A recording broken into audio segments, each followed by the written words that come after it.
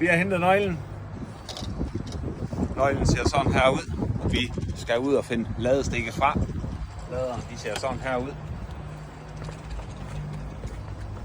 Ladestikket sidder i her. Den kan blinke rød eller grøn, hvis den lader. Hvis den lyser fast grøn, så er den opladt.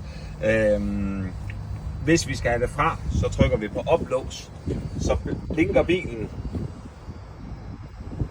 Og når den er færdig med at blinke, så er den låst op. Så trykker man her på stop. Så kan man høre, at den trækker fra. Og så kan man trække ladekablet ud. Hvis den ikke duer, så herinde bagved har vi sådan en nødudløsning, så kan man bruge den. Men den skal vi helst ikke ud. Ladestikket sætter vi bare tilbage i ladestanderen.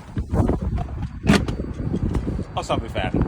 Og lukker dækselet om, så er vi klar til at køre. Skal man DC-lade, hurtigt lade, holder et eller andet sted, hvor vi har behov for at få meget strøm på, så er der 2 dæksler, der kan åbnes. Så har man til kombostikket der. Når vi så skal ud og køre, så hopper Torben lige ind først.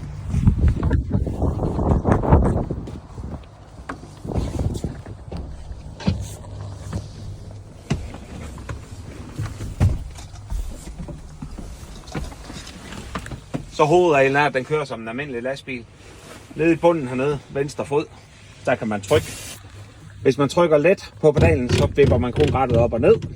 Hvis man trykker helt ned, så kan man køre rattet op og ned og lave helt gymnastiske øvelser med det. Når rattet sidder som det vil og skal, så har vi nøglen. Sætter nøglen i.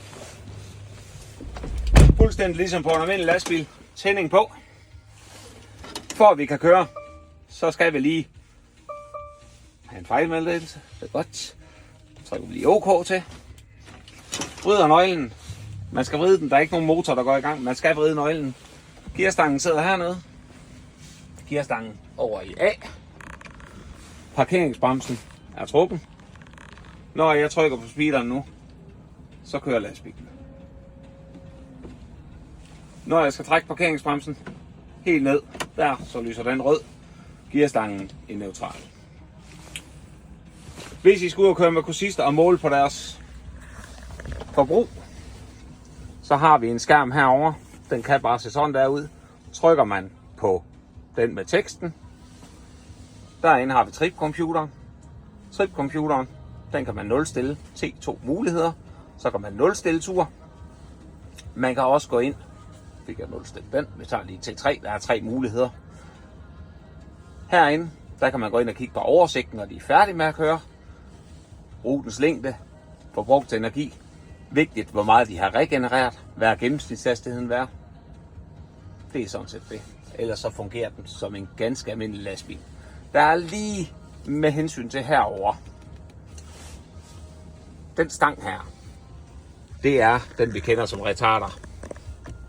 Hvis den står i A, så løber lastbilen, så kan den bare løbe, så regenererer den lidt, når vi rører bremsen. Hvis man gerne vil have den til at bremse og bruge regenereringen, så rykker man lige stangen en takt ned, så når man slipper gassen, så bremser den. Den bremser ikke, når vi har gas på, men så kan man køre lidt ligesom one pedal drive. God tur!